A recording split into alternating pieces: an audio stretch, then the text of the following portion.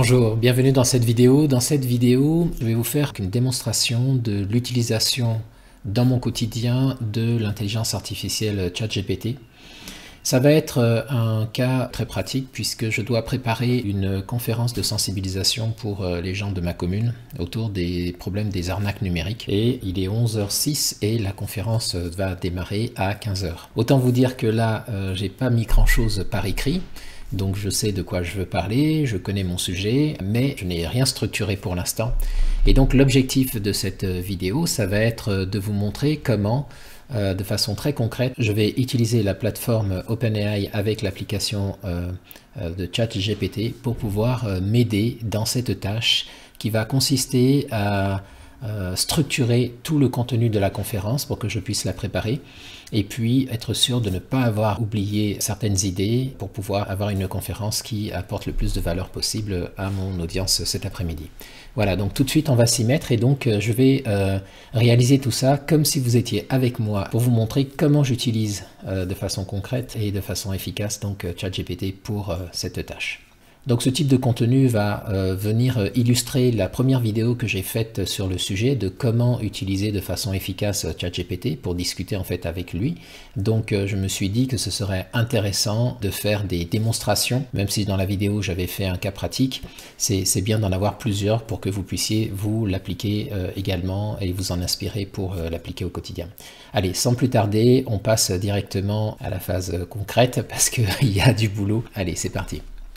Donc la première chose que je vais faire, c'est que je vais me connecter sur l'interface d'OpenAI. Donc j'ai fait une vidéo qui vous montre comment vous pouvez créer un compte gratuitement pour vous y connecter.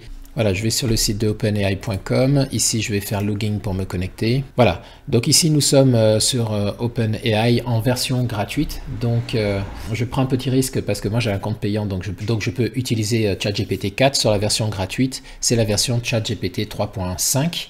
Qui est là, et en plus je n'ai pas le générateur d'images donc qui est DALL-E, donc c'est pas grave, mais je vais faire le test avec ça pour vous montrer que ça reste quand même pertinent même si vous avez un compte qui est un compte gratuit. Donc par où on commence? Que je vais commencer dans un premier temps d'abord à positionner l'intelligence artificielle dans un rôle d'expert. Ici je veux faire une conférence qui va parler des arnaques numériques. Donc je vais positionner ChatGPT comme expert en informatique, en vulgarisation technologique et aussi en pédagogie, puisqu'il va falloir expliquer à un public et une audience qui est tout à fait débutante. Donc je lui dis, j'aimerais que tu réagisses comme un expert en informatique et en vulgarisation technologique et en pédagogie. Vous pouvez attribuer plusieurs rôles, n'allez pas au-delà de 3 rôles parce que ça va devenir compliqué pour lui de se mettre 3 cerveaux pour pouvoir vous répondre. Mais jusqu'à 3 rôles, c'est tout à fait possible. Alors je vais lui dire, est-ce que tu as compris et est-ce que tu es d'accord? Donc pour être sûr qu'il a bien compris ma demande, je lui demande s'il a compris. Hein. Ça c'est un réflexe qu'il vous faut avoir, essayez d'entretenir à chaque fois que vous discutez comme ça avec ChatGPT ou une autre intelligence artificielle, avoir le feedback de l'intelligence artificielle pour être sûr qu'elle a bien compris ce que vous lui demandez avant même qu'elle vous réponde. Donc je vais valider. Donc il me répond qu'elle a compris. Je vais essayer de vous fournir des explications en utilisant un langage simple et des analogies pour faciliter la compréhension des concepts informatiques et technologiques. Voilà, c'est exactement donc ce dont on a besoin. Donc maintenant, deuxième chose, une fois qu'on a positionné l'intelligence artificielle dans un rôle, on va lui donner du contexte. C'est-à-dire qu'avant même de lui demander de faire quelque chose pour nous, ce qu'on appelle la tâche, on va lui donner toutes les informations qui vont lui permettre de pouvoir disposer de tout le contexte pour pouvoir nous répondre de façon individualisée, précise et spécifique. Voilà, donc je lui dis, je suis informaticien depuis 25 ans, je dirige une société de services informatiques qui fait de la maintenance de parcs informatiques pour les entreprises et qui s'appelle NSK Tech. De plus, je suis gérant et technicien d'une boutique informatique à Évaux-les-Bains en Creuse qui propose la réparation et le reconditionnement d'ordinateurs et de téléphones portables depuis 2 ans. Ayant constaté la prolifération des arnaques numériques dont sont victimes mes clients, je souhaite organiser une conférence débat de sensibilisation aux arnaques numériques. Cette conférence a pour objectif de sensibiliser la population rurale et isolée aux arnaques numériques et à présenter les différents mécanismes les plus courants utilisés pour les arnaques numériques et enfin à donner des conseils pratiques et utilisables pour éviter d'être victime des arnaques numériques. Donc vous voyez, je lui décris l'objectif de mon projet. Je lui ai dit, l'audience de la conférence est constituée d'utilisateurs habitant des zones rurales et très peu informés des risques liés au numérique. Voilà, donc là, je lui donne le contexte. Voilà, c'est ce que je voulais vous dire, c'est qu'en fin de prompt, du coup, je lui disais que j'aimerais que tu me permettes de préparer cette conférence et que tu m'aides à rédiger le plan détaillé. As-tu besoin d'informations supplémentaires pour m'aider? Là encore, on demande un feedback, on demande un retour à l'intelligence artificielle pour être sûr, est-ce qu'elle a bien compris? Est-ce qu'elle a assez d'éléments pour pouvoir nous répondre en termes de contexte? Donc à chaque étape, il faut demander, avoir un retour de l'intelligence artificielle pour être sûr que tout est OK pour elle avant qu'elle ne réponde. Donc là, quand j'ai exécuté, qu'est-ce qu'il m'a dit? Il m'a dit, je tiens à saluer votre initiative, sensibiliser les populations rurales et moins informées aux arnaques numériques est une démarche essentielle, surtout à une époque où le numérique fait partie intégrante de notre quotidien et où les arnaques se multiplient. Donc vous voyez qu'il a très bien compris l'axe et l'orientation de mes motivations. D'ailleurs, il se permet de me féliciter, donc merci ChatGPT. Pour préparer une conférence efficace, il est essentiel de structurer votre contenu de manière claire et accessible. On est d'accord sur ce point.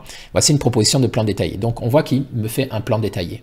Donc là encore, j'insiste. Si je lui avais dit, je veux... bonjour, je veux une conférence, un plan détaillé d'une conférence pour sensibiliser aux arnaques numériques, il n'aurait pas du tout donné exactement la même chose et de façon aussi précise qu'après lui avoir donné un rôle, attribué un rôle, et lui avoir donné tous les éléments de ton contexte que je viens de faire. Donc on voit que là, ça va être assez précis puisqu'il me dit en introduction, présentation personnelle de votre expérience avec NSKTech et votre boutique à Évaux-les-Bains. Donc là, il me demande de me présenter l'importance de la conférence, pourquoi il est crucial de protéger les arnaques numériques même en zone rurale. Donc voilà, lancer le thème et donner les objectifs de la conférence. Ensuite, un contexte général sur les arnaques numériques, définition d'une arnaque numérique, les mécanismes courants des arnaques numériques, les signes d'alerte et comportements à adopter, les conseils pratiques pour se protéger, questions-réponses et en conclusion, résumé des points clés abordés, encouragement à la vigilance, informations supplémentaires. Serait-il possible d'avoir des témoignages d'anecdotes d'arnaques vécues par vos clients dans votre région? Voilà, donc ça tombe très bien puisque moi je voulais ouvrir la conférence avec une discussion avec les personnes présentes pour savoir si elles ont été victimes ou si elles connaissent des personnes qui ont été victimes pour que voilà, on puisse avoir des cas concrets sur lesquels rebondir et illustrer pendant la conférence. Avez-vous accès à des supports visuels, diaporamas, vidéos, etc. pour appuyer vos points pendant la conférence? N'hésitez pas à ajuster ce plan en fonction de vos besoins. Donc là, on voit qu'il vient de me donner le plan détaillé. Le plan détaillé, c'était un peu l'objectif de ma discussion avec lui pour pouvoir avoir voilà, un fil conducteur pour faire ma conférence tout à l'heure. Seulement, je vais augmenter mon ambition. Il m'a donné un plan détaillé, c'est très bien. Je voudrais qu'il me rajoute dans ce plan, dans l'introduction, au départ, les éléments d'échange avec le public. Donc du coup, maintenant, je vais vous donner des techniques pour affiner le résultat. Et donc là, il manque quelques éléments, donc je vais lui demander de les rajouter. Donc ici, je lui dis que la conférence va durer 2 heures. Donc c'est un élément de contexte qui est important parce que comme ça, il va pouvoir me donner un timing sur les différents points de la conférence, de sorte à ce que je ne perde pas trop de temps pour tenir les délais. Et puis, je lui dis que je souhaiterais débuter la conférence par un échange avec le public sur les différentes mésaventures que certaines personnes présentes ont pu subir en tant que victimes ou en tant que témoins. Et je lui dis, peux-tu me proposer un plan détaillé qui intègre cet échange introductif? Voilà, donc en fait, ce que je fais là, c'est que je lui redonne la tâche en lui demandant d'intégrer ces éléments-là. Si je voulais conserver le premier plan, j'aurais dit, peux-tu me rajouter au plan que tu m'as proposé cette partie-là? Je valide. Mais vous voyez que maintenant, comme je lui ai donné la durée de la conférence, vous voyez qu'il m'a timé la conférence. Ça, c'est le premier point très intéressant. Donc, dans le format des réponses que vous demandez, à chaque fois, intégrez que les éléments d'information que vous lui donnez vont lui permettre de vous répondre de façon plus spécifique. Il me dit que c'est une excellente idée, merci ChatGPT, de faire un échange interactif en début. Cela permet non seulement d'engager le public dès le départ, mais aussi de recueillir des témoignages concrets qui pourraient enrichir la conférence. C'était exactement ça mon intention. Voici un plan détaillé qui intègre cet échange introductif. Donc il me refait une introduction. On est d'accord, il m'avait fait une introduction ici aussi. Et contexte général des arnaques numériques. Ici, échange interactif avec le public. Donc une introduction, quand même, il me demande de me présenter en début de réunion. Il me dit que prendre 10 minutes pour ça, ça serait suffisant. Et donc, je ne vais pas prendre 10 minutes pour parler de moi. Donc ce que je vais faire, c'est certainement une présentation personnelle en 2-3 minutes. Et puis après, les 7 minutes, je vais les consacrer à fixer les objectifs de la réunion et l'importance, en fait, à contextualiser, actualiser le débat aujourd'hui, fin 2023, de ce qui se passe. On est en pleine période des fêtes et ces arnaques-là sont en pleine recrudescence pendant les fêtes, donc pouvoir aller là-dessus et engager donc le débat interactif avec le public. Donc il a bien répondu à ma demande, il a intégré cette partie-là, mes aventures témoignages, pendant 20 minutes. Donc voilà, inviter les participants à partager leur expérience ou celle de leurs proches en tant que victimes, encourager à parler librement et assurez-vous de créer un environnement sûr et respectueux, je dirais même bienveillant. Prenez des notes pendant l'échange pour capturer les thèmes ou les types d'arnaques les plus courants mentionnés. Ça, c'est très intéressant comme suggestion, je vais la garder.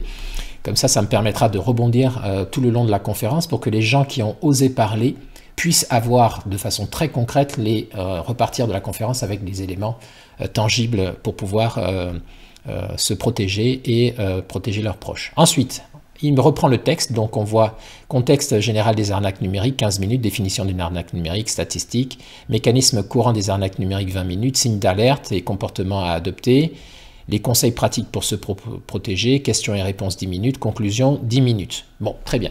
Maintenant, je souhaiterais être sûr de ne rien oublier pendant la conférence et donc je voudrais qu'il me fasse, en plus du plan détaillé, maintenant qu'il me rédige le contenu de ce que lui, il aurait dit pour que je n'oublie aucun point en comparaison par rapport à sa connaissance académique du sujet. Donc, je vais lui dire que ce plan est parfait et je vais lui demander pour chaque partie de me rédiger un contenu détaillé qui va me donner des exemples. Donc, pour pouvoir aller plus loin, ce que je lui propose, c'est peux-tu me rédiger donc un contenu très détaillé et exhaustif pour chacune des parties et des points du plan détaillé que tu me proposes, que tu m'as proposé.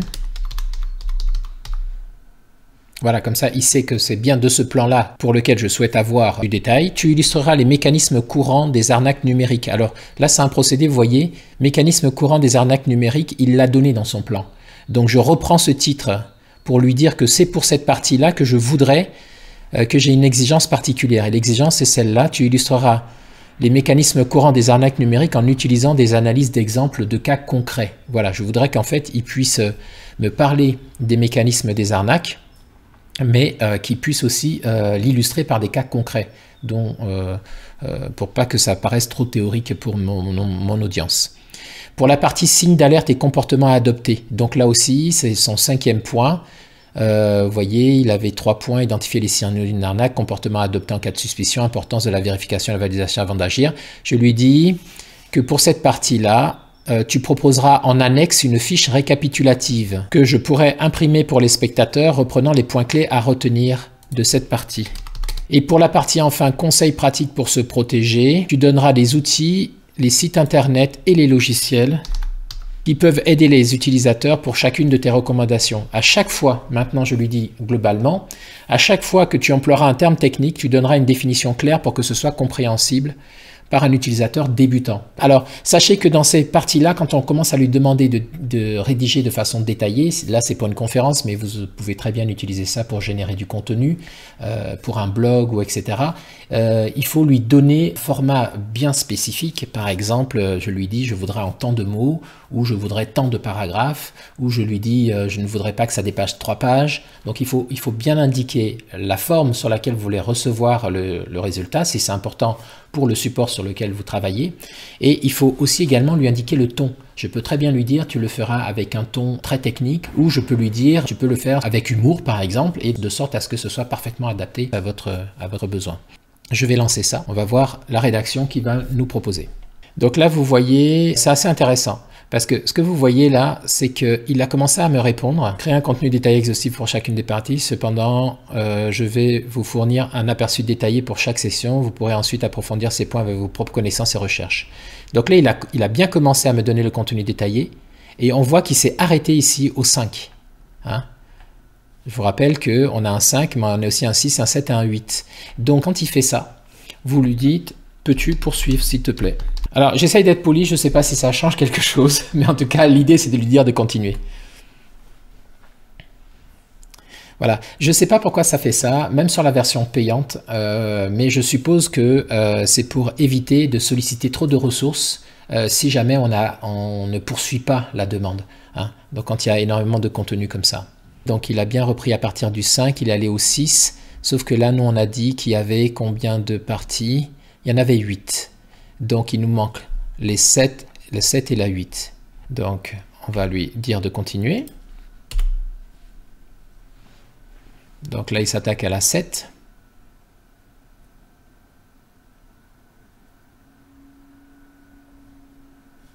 Il s'attaquait à la 7 et à la 8. Bon, et on a même l'annexe fiche récapitulative des signes d'alerte et des comportements. Cette fiche récapitule les signes d'alerte et des comportements recommandés contre les arnaques. Elle peut être imprimée et distribuée aux participants. Donc là, ce que je vais faire, je vais lui demander maintenant de me donner la fiche récapitulative. Peux-tu me faire le contenu de la fiche d'annexe, la fiche en annexe. Donc là, vous voyez, je reprends même pas de façon précise. Peux-tu me donner le détail de la fiche récapitulative des signes d'alerte et comportements adoptés? Non, non. Là, je lui dis, peux-tu me faire le contenu de la fiche récapitulative de l'annexe? Il sait que dans notre discussion, il m'a proposé une annexe qui a une fiche récapitulative, donc il est censé là pouvoir me la faire. Je dis envoyer. Donc il m'a fait la fiche récapitulative de l'annexe. Donc 3 points ici, 6 points ici, 9 points. Donc signe d'alerte pour une arnaque numérique et comportement adapté pour se protéger. C'est pas génial, je suis toujours ébahi. De la pertinence. Donc voilà, on peut revenir sur certains éléments. Voilà, par exemple la conclusion 10 minutes, récapitulatif des points clés, résumer les points clés abordés. Je vais lui demander, peux-tu me faire la conclusion? Peux-tu me rédiger la conclusion? Donc là, il m'a fait une conclusion, un récapitulatif, appel à l'action, ressources supplémentaires, remerciements. Donc c'est bien ce qu'il m'a fait ici. On va lui demander de nous rédiger également contexte général et voilà, plutôt dans les mécanismes courants des arnaques numériques. Donc ici, il m'a donné quelques exemples concrets, il m'a parlé de phishing, de faux supports numériques, mais pour moi, c'est pas suffisant. Il n'y en a pas assez parce que là, il faut que les personnes puissent avoir pendant la conférence le plus d'exemples possible de la forme que vont prendre ces arnaques numériques. Donc je vais lui demander ici, pour la partie, je fais un copier-coller, donc pour la partie 4 points machin. Donc là, pour la partie 4, je lui dis, pour les mécanismes courants des arnaques numériques, peux-tu modifier le contenu en donnant une liste exhaustive? Alors pas peux-tu modifier, peux-tu rédiger le contenu détaillé en donnant une liste exhaustive de toutes les arnaques numériques et en décrivant pour chacune le processus de l'arnaque, la faille de sécurité ou psychologique exploitée par les escrocs, les signes d'alerte à observer et les recommandations pour les éviter. Donc là, ce procédé, ça me permet de pouvoir ensuite rentrer dans le détail et de pouvoir développer chacune des réponses qu'il m'a proposées en amont de façon de plus en plus détaillée. Donc on part comme un arbre d'idées, c'est-à-dire avec un tronc commun là sur lequel on a fait notre premier prompt. Il nous donne des branches, des grosses branches de solutions. Sans rentrer dans le détail dans un premier temps, on lui demande de brosser ces branches-là. On peut même lui demander d'évaluer dans les différentes branches, de faire une sorte de comparaison pour nous donner les meilleures quand il s'agit d'explorer par exemple des solutions à un problème. Et puis ensuite, et de donner ses sources, hein, surtout, c'est très important. Et puis ensuite, voilà, c'est ce que je suis en train de faire maintenant, depuis tout à l'heure. Je suis en train de raffiner chacune des branches pour aller dans un contenu maintenant détaillé. Ok. Donc ici, on va faire la même chose pour la partie 4, donc j'envoie et on va voir comment il me répond. Donc voilà ce que je voulais vous montrer dans cette vidéo. Vous voyez que là, j'ai un contenu qui est absolument adapté à ma demande. Je vais pouvoir exploiter tout de suite ce contenu pour pouvoir faire ma conférence cet après-midi. Vous voyez qu'il est 11h51, je ne sais plus exactement à quelle heure on a démarré, mais avec la bonne méthode de questionnement et la bonne méthodologie, vous voyez qu'en quelques minutes, je pense que ça fait à peine 15 minutes ou 20 minutes que j'ai commencé, en 20 minutes, je suis capable d'avoir tous ces apports qualitatifs de l'intelligence artificielle. Et pour moi, c'est vraiment sur ça que je voudrais finir cette vidéo. C'est vraiment important que l'on comprenne qu'à peine quelques mois seulement d'existence de ces intelligences artificielles utilisables par le commun des mortels, et ce de façon gratuite, puisque là je vous fais tout ça sur la version gratuite. Je pourrais très bien lui demander, si j'étais sur la version payante, de me générer les documents en question, donc par exemple un PDF, de me générer un PowerPoint et de me générer même des images qui viennent illustrer son propos, de sorte à exploiter tout ça de façon professionnelle tout de suite dans mon quotidien. Et donc vous voyez le gain de temps que cela me permet d'obtenir et le gain de productivité. Dernier point également que je voudrais donner en guise de conclusion, c'est que évidemment l'intelligence artificielle est très pertinente pour générer du contenu, à condition qu'on maîtrise le sujet en question. Vous comprenez bien que là, si je lui demande de me faire une conférence sur ces outils-là et sur les arnaques numériques, et si je n'étais pas moi-même informaticien, et si je n'avais pas un certain niveau de connaissance ou d'expertise sur le sujet, et que je lui demandais de me générer du contenu, je ne serais pas capable de contrôler ce contenu qu'il m'aura généré pour savoir si oui ou non il est pertinent, si oui ou non il est réaliste, et si oui ou non ce n'est pas un mensonge, parce que je tiens à vous préciser que ces intelligences artificielles qui sont des modèles de langage vont tout faire pour vous répondre, quitte à inventer les résultats. Et c'est ce qu'on appelle d'ailleurs dans le jargon des hallucinations. Donc il faut être en capacité de pouvoir contrôler le résultat qui vous est donné par les intelligences artificielles avant de les utiliser. C'est absolument indispensable d'un point de vue éthique d'une part, mais surtout d'un point de vue de la vérité, tout simplement. Pas propager de fausses informations en vous fiant à 100% sur du contenu que vous n'êtes pas capable ni de contrôler, ni capable d'expertiser d'une manière ou d'une autre. Voilà, je vais arrêter ici cette vidéo. J'espère qu'elle vous sera utile. J'espère que cette mise en pratique vous inspirera aussi si vous avez un cas similaire à traiter. Merci d'avoir suivi cette vidéo. Quant à moi, donc, je vous dis à très bientôt dans une prochaine vidéo. Merci, au revoir.